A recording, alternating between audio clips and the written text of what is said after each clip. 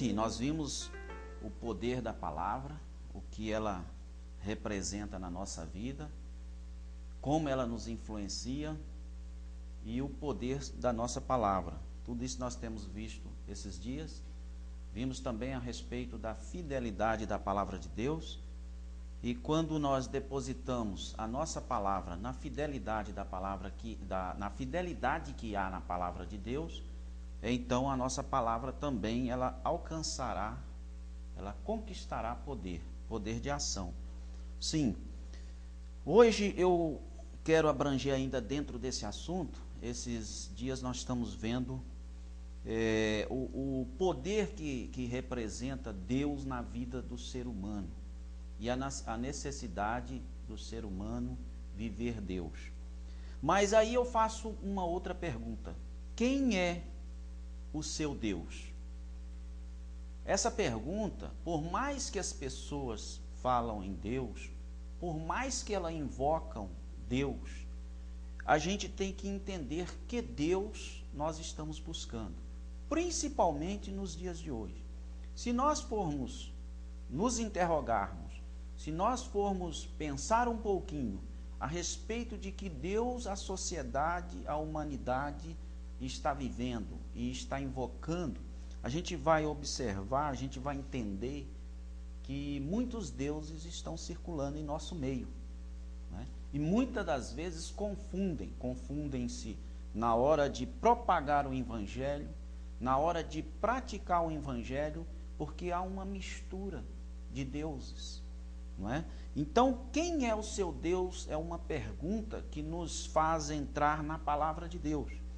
E qual é a dimensão do poder de seu Deus? Bom, nós que somos cristãos e temos que entender que ser cristão não é simplesmente pronunciar o nome de Jesus Cristo, mas sim invocar o nome dele. É muito diferente a gente pronunciar o nome de Jesus da relação em invocar o nome de Jesus, porque invocar o nome de Jesus, como nós temos visto aqui, é muito mais completo e muito mais complexo e se torna simples porque ele veio para o simples. Então, invocar o nome de Jesus é exatamente concebê-lo em nossa vida, como nós temos visto, né, através da sua palavra, porque ele é a palavra. Então, como temos visto, é conceber a palavra, é conceber Jesus Cristo. Isso é ser cristão de verdade. Sim, mas há um texto, né, que nos fala bem claro, nos chama a atenção sobre quem é o seu Deus. O apóstolo Paulo, não sei se vocês lembram, naquele capítulo em que estudamos, né, que foi o capítulo 17 do livro de Atos, a partir do versículo 23, mais precisamente, eu estarei lendo aqui, para que vocês possam entender. Não sei se vocês lembram naquele debate que o apóstolo Paulo teve com os atenienses, não é? E naquele debate ele discutia, não só nas praças, né, como também no templo judaico. Então ali ele debatia, ele discutia, ele tentava mostrar para aquele povo quem era o seu Deus, como era que o seu Deus agia. Ele estava defendendo a sua fé ao seu Deus. E ali ele chegou, a partir do versículo 23, ele chegou a mostrar para aquele povo quem era seu Deus. E ele disse assim, a respeito, né, desse Deus. E ele falou que esse Deus, o Deus de Moisés, ele chegou a dizer a Moisés: eu sou o que sou. Disse mais: assim dirás aos filhos de Israel: eu sou, me enviou a vós. E isso ele estava se referindo ao momento em que Deus se pronunciou a Moisés lá atrás no Velho Testamento. Mas no versículo 22 em diante do livro de Atos, né, ele lá diante daqueles homens atenienses, ele disse: em tudo vos vejo um tanto supersticiosos. Né? Por quê? Porque aquele povo não estava invocando esse Deus que se denominava eu sou o que sou, ou seja, aquela definição hebraica que eu cheguei a falar com vocês aqui há alguns dias passados, Yavé, que é a pronúncia sobre Deus, que é a pronúncia hebraica sobre Deus. Eu sou o que sou. É exatamente o que define Deus, né? No versículo 23, o apóstolo Paulo continuou dizendo: porque passando eu e vendo os vossos santuários, achei também um altar em que estava escrito: ao Deus desconhecido. Esse, pois, que vós honrais, não conhecendo, é o que eu vos anuncio. O Deus que fez o mundo e tudo que nele há, sendo Senhor do céu e da terra, não habita em templos feitos por mãos de homens, nem tampouco é servido por mãos de homens, como que necessitando de alguma coisa, pois ele mesmo é quem dá a todos a vida e a respiração e todas as coisas, e de um só sangue fez toda a geração dos homens, para habitar sobre toda a face da terra, determinando os tempos já dantes ordenados e os limites da sua habitação, para que buscassem ao Senhor, se porventura tateando o pudessem achar, ainda que não está longe de cada um de nós, porque nele vivemos e nos movemos e existimos, como também alguns dos vossos poetas disseram, pois somos também sua geração. Sendo nós, pois, geração de Deus, não havemos de cuidar que a divindade seja semelhante ao ouro, ou à prata, ou à pedra esculpida, por artifício e imaginação dos homens, mas Deus, não tendo em conta os tempos da ignorância, anuncia agora a todos os homens e em todo o lugar que se arrependam, porquanto tem determinado um dia em que, com justiça, há de julgar o mundo por meio do homem que destinou, e disso deu certeza a todos, ressuscitando-o dentre os mortos. Aqui ele respondeu para nós esta pergunta inicial feita: quem é o seu Deus? Ou qual é a dimensão do poder de seu Deus? Então aqui a gente pode observar que ele, ao repreender aquele povo ateniense, ele chegou a dizer que eles edificavam um altar a um Deus, o chamado Deus desconhecido. E ele os exortou, né, dizendo, e também os esclareceu, dizendo que ele adorava, ele honrava aquele Deus conhecendo. Então é preciso que nós conheçamos o Deus que nós adoramos. Nós temos que entender que Deus nós buscamos, que Deus nós adoramos. É por isso que esses dias temos entrado nessa série de estudos bíblicos para a gente conhecer o poder, né, o poder de ação desse Deus para conosco.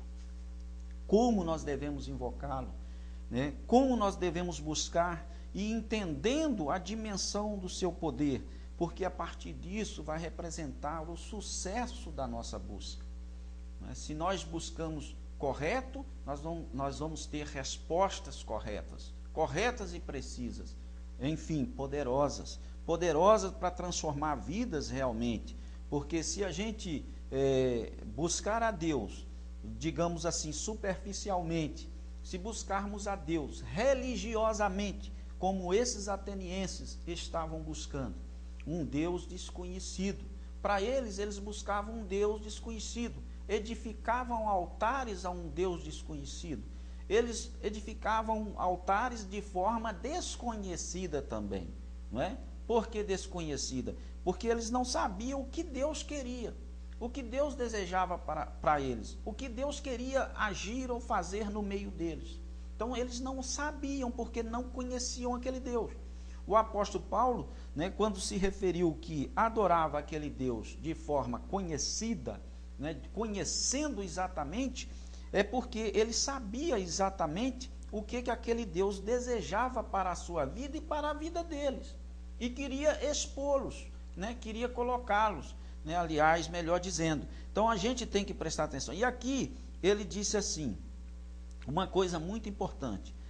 Ele começou a explicar o poder daquele Deus e quem era aquele Deus. Ele começou a dizer no versículo 24: o Deus que fez o mundo e tudo que nele há, sendo o Senhor do céu e da terra, não habita em templos feitos por mãos de homem. Por isso que entendemos que é oportuno esse tema, essa mensagem, ela é oportuna ainda hoje, não só naquele tempo em que o apóstolo Paulo estava falando para os atenienses, mas é oportuno para o tempo de hoje, porque as pessoas, elas pronunciam muita coisa a respeito desse Deus, mas de forma desconhecida, não é? Então aqui há uma afirmação que esse Deus não habita em templos de mãos, feita por mãos de homens. E infelizmente há muitas religiões que estão valorizando mais o templo, não é, humano, físico, do que o templo estabelecido por Deus. Eles estão dando valor mais ao objeto, não é, do que ao próprio Deus. Porque nós temos que entender que um dos primeiros mandamentos, o primeiro mandamento de Deus é amar a Deus sobre todas as coisas. Como uma pessoa que desconhece esse Deus pode amá-lo? Como pode? Porque ele não valoriza ou não dá a ele o valor que é devido. Se ele valoriza mais o objeto do que a Deus, como ele pode? Ele tem a capacidade de amá-lo. Se ele ama mais a pedra do que esse Deus, como é que ele pode realmente amá-lo? Né? A gente vê que hoje as pessoas trocam, né, como aquele povo israelita também fez, né? As pessoas hoje estão trocando este Deus por objetos. Objetos que pode ser um templo, que pode ser o próprio homem, como pode ser a pedra, como pode ser o ouro, a prata, e nós vemos aqui adiante que ele vai falar a respeito disso. Então, ele continua no versículo 25: nem tampouco é servido por mãos de homens, como que necessitando de alguma coisa por ele mesmo, pois ele mesmo é quem dá a todos a vida e a respiração e todas as coisas. O que a gente tem observado hoje em dia, que o homem, ele quer fazer de Deus o seu servo, sendo que é o contrário, nós é que somos servos de Deus, não é? É nós que precisamos de Deus.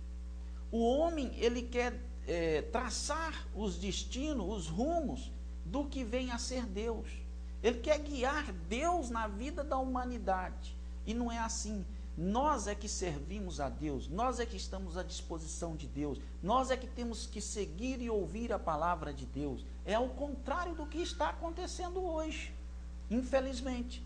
Não é? As pessoas querem traçar rumos de paz para a humanidade, sendo que a verdadeira paz quem dá é só Jesus Cristo. O movimento ecumênico que está estabelecido nesse mundo e que a largos passos vem numa trajetória de muitos anos, não é? Com o intuito de desencadear um projeto, um plano maquiavélico de paz para este mundo, e em nome de Deus. Nós é que devemos servir a Deus. Quem pode estabelecer a verdadeira paz no meio da humanidade é Deus. Se nós ouvirmos a palavra de Deus, deixar que esse Deus trabalhe em nossa vida, a verdadeira paz será estabelecida. Ao contrário do que a humanidade está buscando. Então, ele, de uma forma sábia, ele fez aqui a defesa diante do povo ateniense, esclarecendo-os quem é esse Deus. O Deus que Paulo seguia, não é? E é o Deus que nós aqui estamos buscando seguir a cada dia, a cada momento.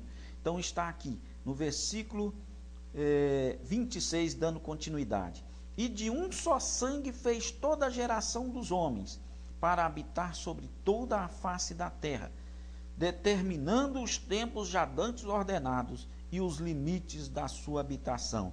Bom, a gente vê aí filosofias e estudos em cima de que o homem veio do macaco e houve aquela evolução toda, mas aqui está sendo esclarecido pelo apóstolo Paulo que do sangue de um só ele fez toda a humanidade. Do sangue de Adão veio toda a humanidade, que a ciência hoje tenta provar, né, aquela forma que, inclusive, em alguns pontos de vista da própria ciência, já se acredita que houve engano em cima daquela teoria de Darwin, não é? Mas, no entanto, a gente que crê na palavra, nós que somos de fato cristãos, a gente entende que o apóstolo Paulo fez aqui uma defesa autêntica, mostrando quem de fato é o nosso Deus, não é? Então ele está mostrando aqui que esse nosso Deus, ele teve o poder de fazer de um só homem todas as gerações, toda a geração dos homens. E no versículo 27 ainda ele diz: para que buscassem ao Senhor, se porventura tateando o pudesse achar, ainda que não está longe de cada um de nós. É incrível como as pessoas não conseguem encontrar Deus, estando Deus tão próximo, não é? Deus está no ar que respiramos, Deus está nessa maravilhosa natureza, não é, que a gente vê que há um verdadeiro milagre na natureza. A gente vê o efeito da metamorfose, a transformação de uma larvazinha, né, numa linda borboleta. Então, quer dizer, a gente vê aquela coisa toda, né, que eu não sei nem se a Bruna já estudou isso, a metamorfose, né, a transformação de uma larva numa borboleta. Então, como pode, não é, digamos assim, o homem não compreender o poder de Deus? A própria natureza está falando para o homem. Então, havia motivo e há motivo, né, grandioso para que o homem entenda o poder de Deus. E ele diz aqui: se porventura tateando o pudesse achar, ainda que não está longe de cada um de nós, né? Não está longe, como eu disse. A própria natureza falando com nós já nos esclarece a este respeito.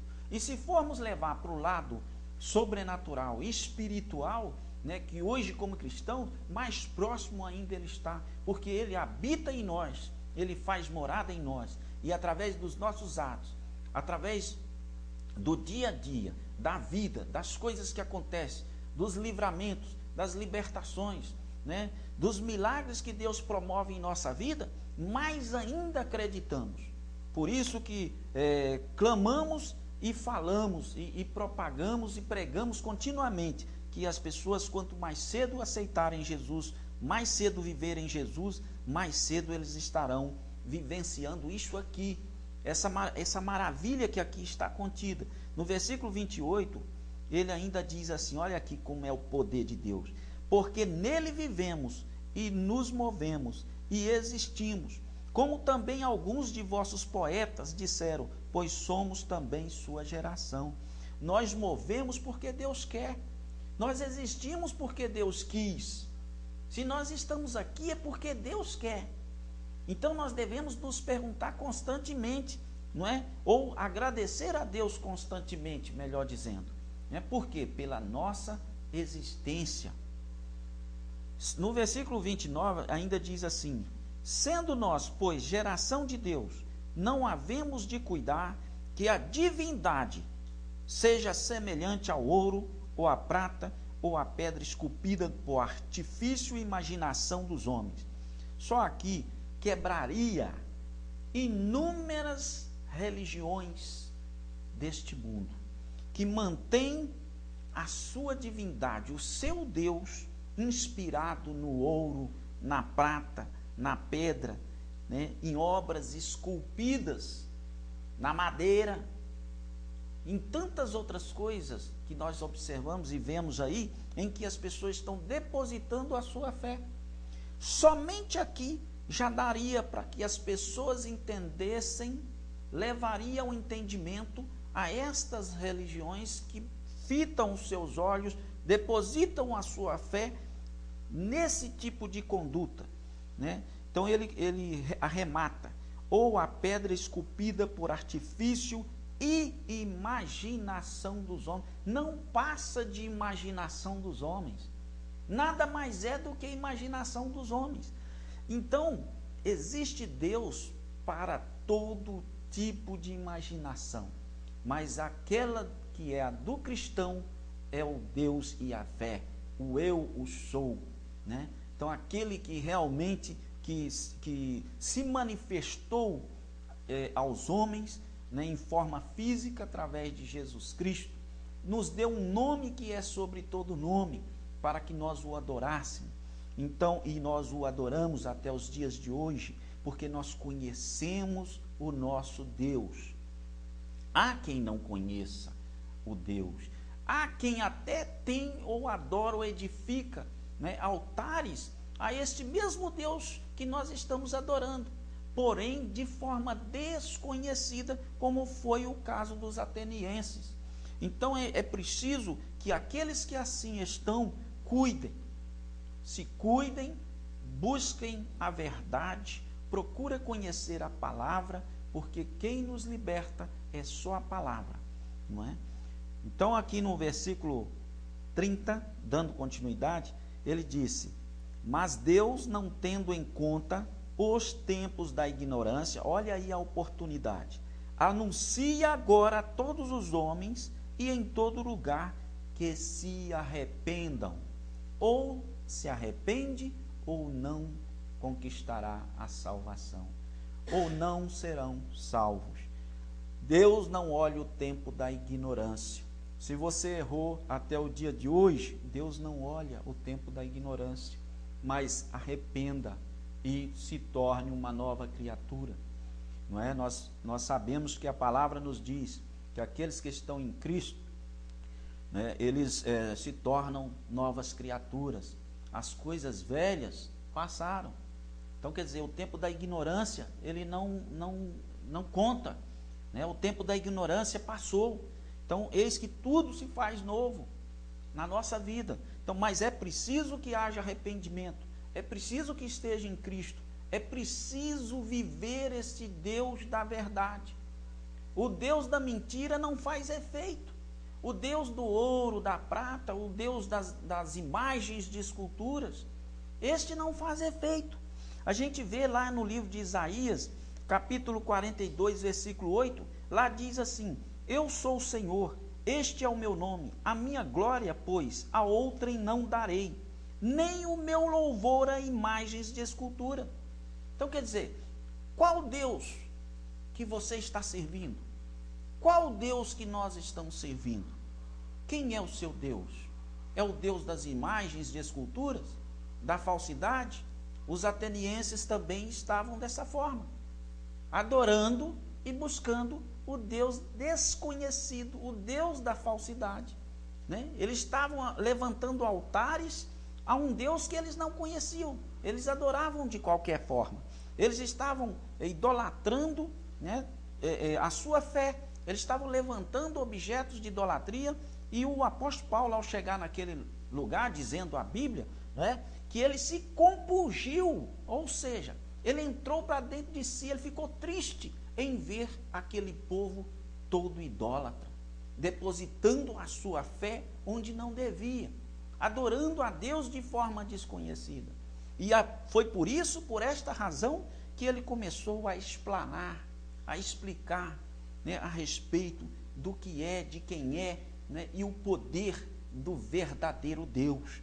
Então, ainda no versículo 31, ele, para arrematar esta passagem que nós respondemos a respeito de quem é esse Deus, ele disse: porquanto tem determinado um dia em que com justiça há de julgar o mundo, por meio do homem que destinou, e disso deu certeza a todos, ressuscitando-o dentre os mortos. Então, através de Jesus Cristo, ele haverá de julgar o mundo. Aqueles que buscaram o Deus da verdade e aqueles que buscaram o Deus desconhecido de forma errada. Então, temos que buscar aqueles que ainda não estão fundamentando a sua fé no Deus da verdade, têm que procurar fundamentar a sua fé no Deus da verdade. Como fundamentar a nossa fé no Deus da verdade? Buscando a sua palavra, como nós temos visto aqui, porque a palavra, ela tem toda a receita necessária para que a gente conheça o Deus da verdade. O Deus da verdade está citado na palavra. Não podemos fazer vista grossa para a palavra e dar crédito mais ao homem, mais ao objeto, mais às religiões que criam filosofias, que criam doutrinas próprias e que colocam de lado a palavra de Deus. Então, só assim nós haveremos de buscar o Deus da verdade, o Deus verdadeiro. E ainda, há uma outra pergunta que é preciso que a gente faça. O que é preciso para Deus agir em seu favor?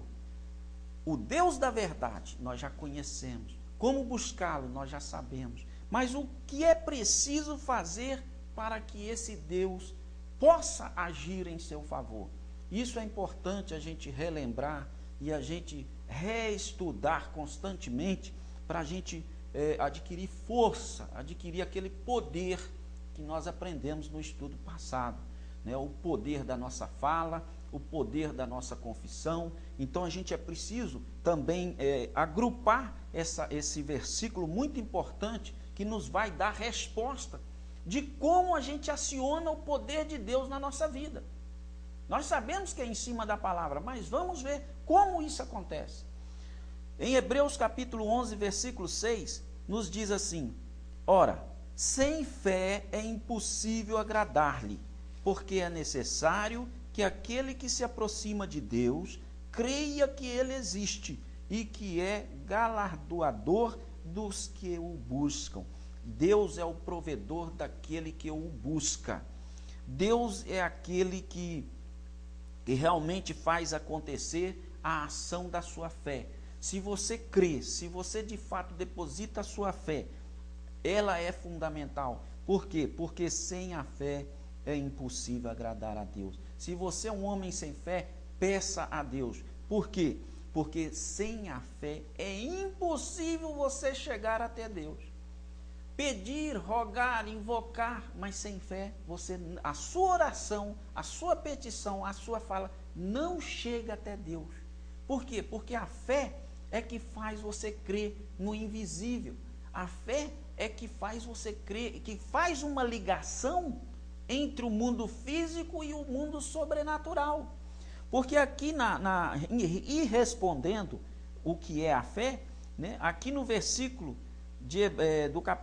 do livro de Hebreus, capítulo 11, versículo 1, diz assim: a fé é o firme fundamento das coisas que se esperam e a prova das coisas que se não veem.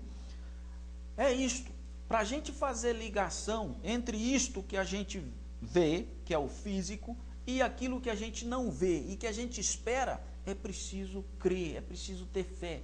Essa fé é que aciona Deus. A fé é exatamente isto, é crer no invisível, é crer naquilo que a gente ainda não tem, é crer naquilo que a gente não está vendo, estão fora dos nossos olhares, não é? Mas é possível acontecer porque o Deus da verdade, o Deus do sobrenatural, o que é Deus? Deus é espírito, e importa que os seus adoradores o adorem em espírito e em verdade, para acionar o mundo espiritual, para acionar o Deus da verdade, para acionar o Deus que faz acontecer o invisível se tornar visível, é preciso termos fé. É preciso termos essa fé que crê no invisível. Por isso que é impossível agradar a Deus sem a fé. Se não tivermos fé, nada acontecerá, nada. Então temos que ter fé. Mas como adquirir fé? Romanos 10, 17. Este é o versículo. De sorte que a fé é pelo ouvir e ouvir a palavra de Deus. De sorte que a fé é pelo ouvir e o ouvir a palavra de Deus. Nós voltamos ao nosso estudo anterior. Nós estamos aqui já refletindo sobre o estudo anterior. Sem ouvir a palavra de Deus, a nossa fé não é alimentada. Porque a palavra de Deus é que nos revela a maravilha, as maravilhas de Deus. A forma com que Deus agiu na vida do ser humano durante anos e séculos e séculos. É ela que nos retrata os milagres, as curas, né? A criação de Deus, o agir de Deus no meio daquele povo. É a palavra de Deus que nos explica a respeito disso. Então é ouvindo a palavra de Deus que a nossa fé é alimentada. Sem ouvir a palavra de Deus, é impossível nós sermos excitados na nossa fé. E é preciso que isso aconteça para que a gente agrade a Deus. Né? E nós observamos que ontem, inclusive no estudo passado, a respeito da confissão que devemos fazer. A nossa confissão tem que ser alicerçada na palavra de Deus. Tem uma ligação com outro estudo. Então a gente está aqui vendo a condição que devemos ter para nós ativar, para nós adquirirmos, né, esta fé que agrada a esse Deus que nós conhecemos como a verdade, né? Não é um Deus desconhecido. Se você pega esta fé e canaliza esta fé para um pedaço de pau, para um pedaço de madeira, para um bolo de barro, para uma imagem de escultura, para um pouquinho de farinha, para uma terra pode ser do Monte Sinai, pode ser de Israel, pode ser de dentro de um templo, pode ser da terra que você nasceu, seja onde for, isto não vai lhe resolver nada. Isso são objetos de idolatria. Deus nos ensinou a depositar a nossa fé no local correto e através do lugar certo. E o lugar certo é a sua palavra. Não é? Bom, e como exercê-la? Como exercer esta fé? Esta fé que agrada a Deus, esta fé que agrada o Deus da verdade. Como que devemos exercê-la? Porque hoje nós estamos vendo as pessoas exercer a fé de inúmeras maneiras. Uns pegam uma cruz, colocam nas costas, caminham distâncias longas, não é? E exercem essa fé. Elas podem até conseguir alguns propósitos, né? Porque a nossa fé ela é capaz de acionar várias coisas, inclusive no nosso próprio corpo. Nós podemos persuadir-nos a nós mesmos, não é? Com a autossugestão e conseguir coisas. Nós podemos nos autodeterminar, já está provado cientificamente que quando o indivíduo se autodetermina, ele consegue efeitos incríveis no seu corpo. Mas esta não é a fé sobrenatural. Esta não é a fé de Deus e que Deus quer para o homem. Essa não é a fé que agrada a Deus. A fé que agrada a Deus, nós temos que exercê-la da forma que Deus quer. E esta forma está na sua palavra. E para alcançarmos a salvação, nós temos que exercer a fé correta. Senão, o nosso final será o fogo do inferno. Infelizmente, a palavra nos afirma isso. Em Gálatas, capítulo 3, versículo 24 ao 25, nos diz assim, começando a partir do versículo 24. De maneira que a lei nos serviu de aio, para nos conduzir a Cristo, para que pela fé fôssemos justificados. Mas depois que veio a fé, já não estamos debaixo do aio. Porque todos sois filhos de Deus pela fé em Cristo Jesus. Porque todos quantos fostes batizados em Cristo, já vos revestistes de Cristo. É impressionante como a palavra nos leva ao entendimento de todas as coisas de uma forma atualíssima, não é? Quantas pessoas estão pregando o evangelho até, né, de forma desconhecida, né? Aqui afirma-nos que a lei nos serviu apenas de aio. Você sabe o que significa a palavra aio? Significa ligação. Ela serviu simplesmente para ligação. Hoje tem tantas pessoas fundamentando a sua fé tão somente e de uma forma incisiva no Velho Testamento ou no período da lei, não é? E indicando, digamos assim, em partes desse evangelho que se prega, a prática da lei. Fez tal como fez o apóstolo Pedro, quando naquele período em que Jesus ainda já havia ressuscitado e delegou a Pedro aquela grande missão de estar ali levando a palavra aos gentios. E o apóstolo Paulo, ao se levantar, ele se deparou com o apóstolo Pedro pregando ou trazendo os hábitos e os costumes e da lei dos judeus para o meio dos gentios. Foi quando o apóstolo Paulo se levantou e o exortou, o chamou a atenção. Graças a Deus que Pedro era um filho de Deus, não é? E ele escutou o conselho, o bom conselho. Ele se arrependeu daquilo que ele estava fazendo, aquela prática errônea, não é? E ele corrigiu o seu ato. E ali eles viram que realmente não podia trazer o fardo pesado da lei que era aplicado aos judeus para o evangelho determinado por Cristo, estabelecido por Cristo, que era o evangelho da graça, para o gentio, para nós que nós somos frutos desse evangelho. Esse evangelho chegou até nós por causa de posturas, como a postura de homens como o apóstolo Paulo.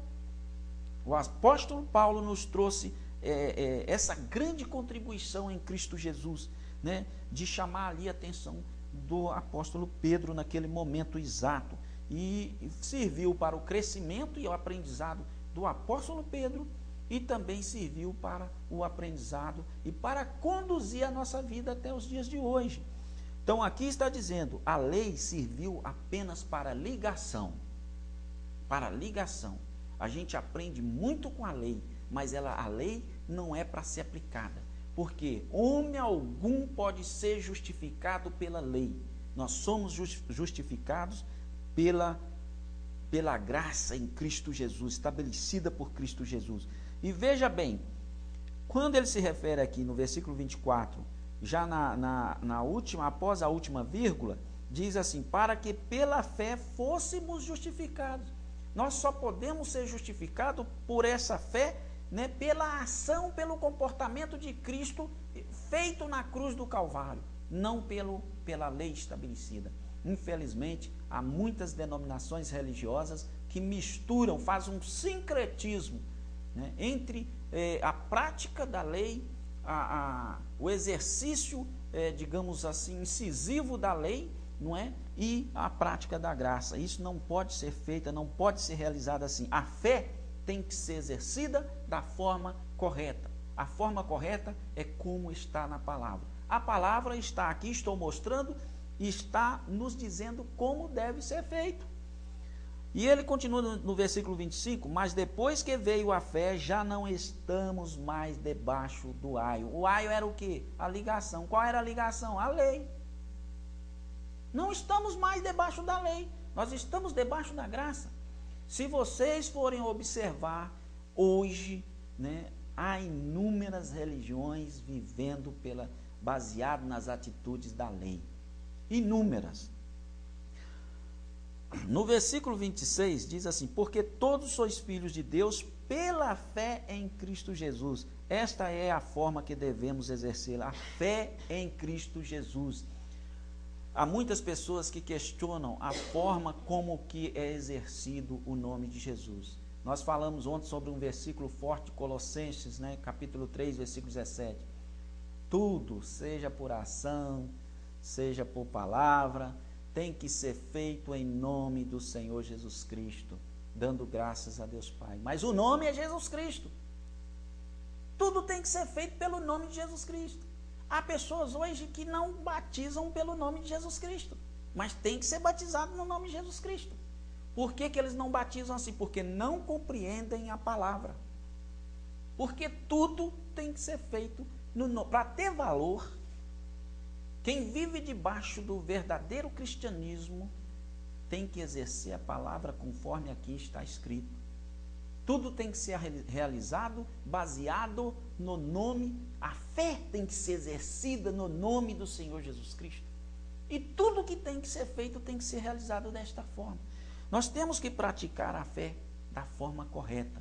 Não é de qualquer jeito. Não é só dizer, eu tenho Deus, eu tenho fé em Deus, Deus está na minha vida. Não, não é isso. Para a gente ter certeza de que Deus está na nossa vida, nós temos que exercer a fé correta, a fé da verdade.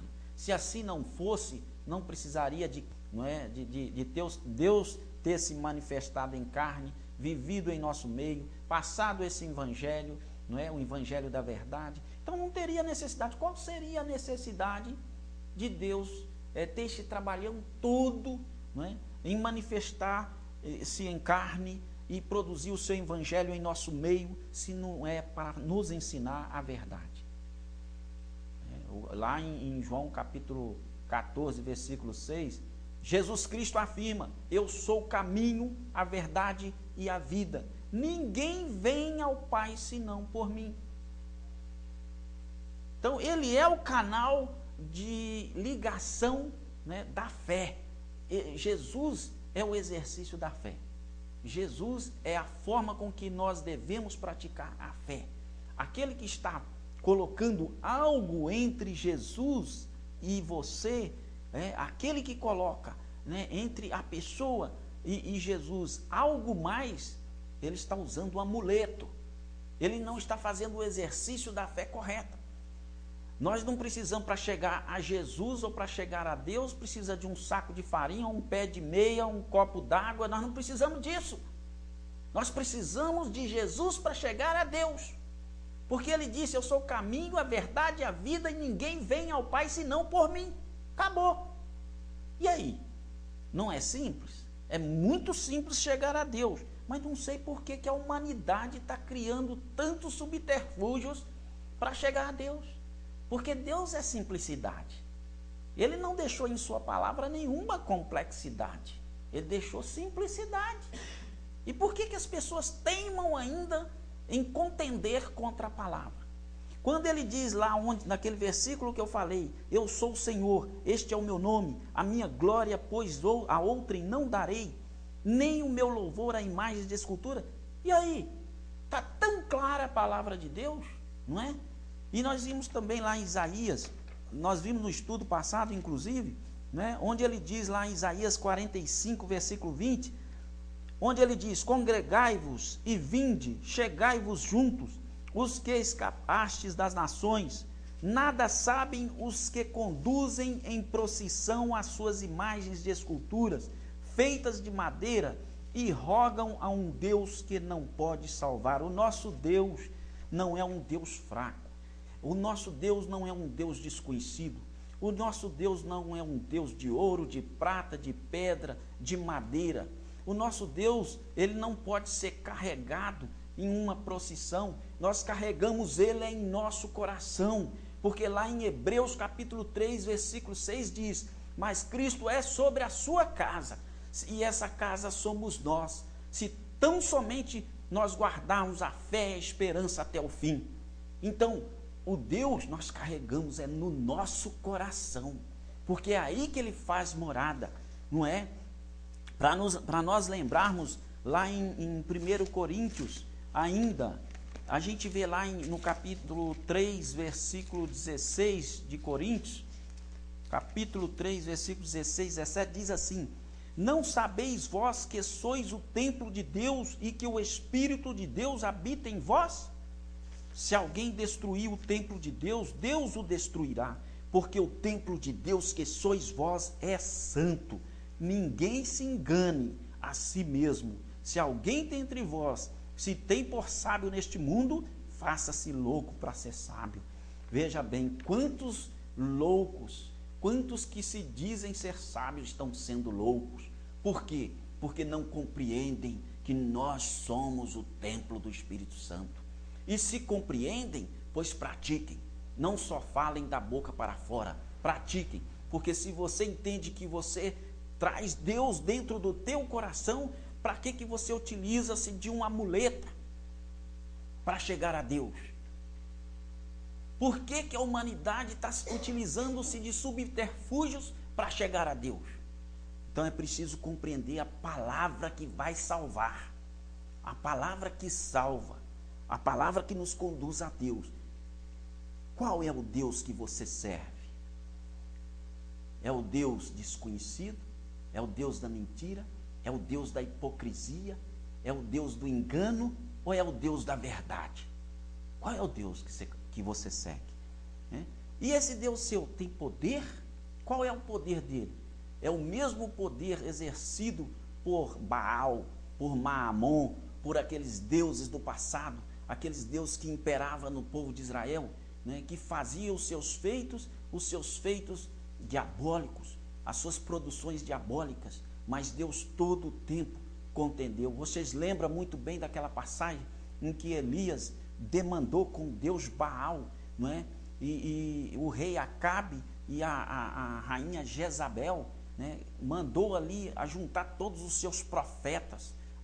Havia uma escola, havia uma religião em torno do Deus Baal. Existia ali investimento naquela religião, tal como existe nos dias de hoje.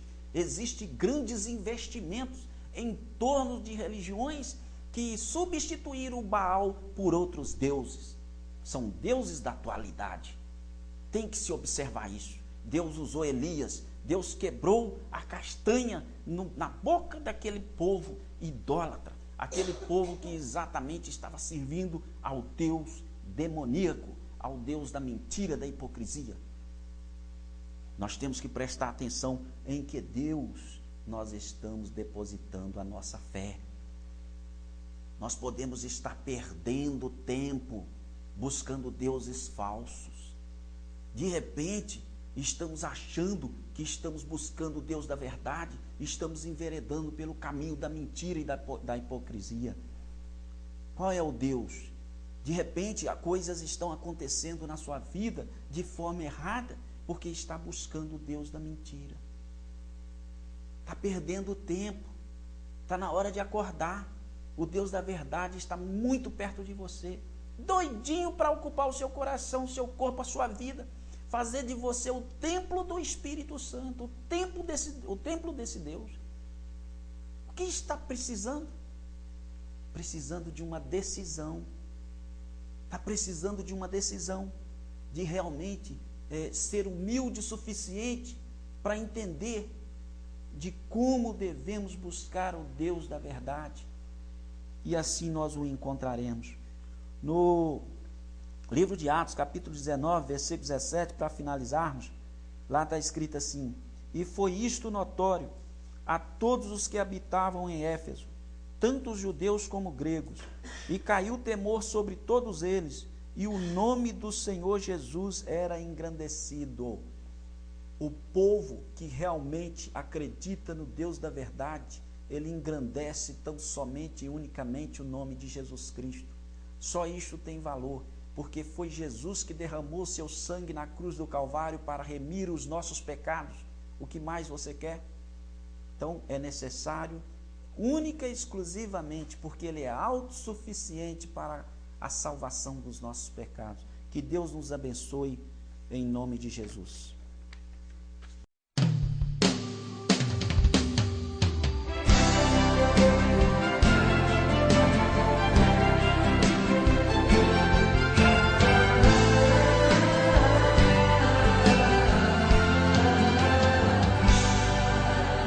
Deus é poderoso, igual a Ele outro não há. E se preciso for, Ele abre o mar. Fez isso a Israel, que o mar vermelho atravessou. E esse teu problema não é nada para este Deus. Livrou a Daniel na cova dos leões, para Sadraque, Mesaque e Abednego a fornalha esfriou. Ele é todo poderoso, ninguém pode o questionar. Quando entra numa guerra é pra ganhar. Este é o meu Deus, tudo está em suas mãos. Não há muralhas e nem prisões que ele não possa derrubar. Ele é o maior, não há quem possa o derrotar. Pode todo mundo falhar, ele ainda é fiel.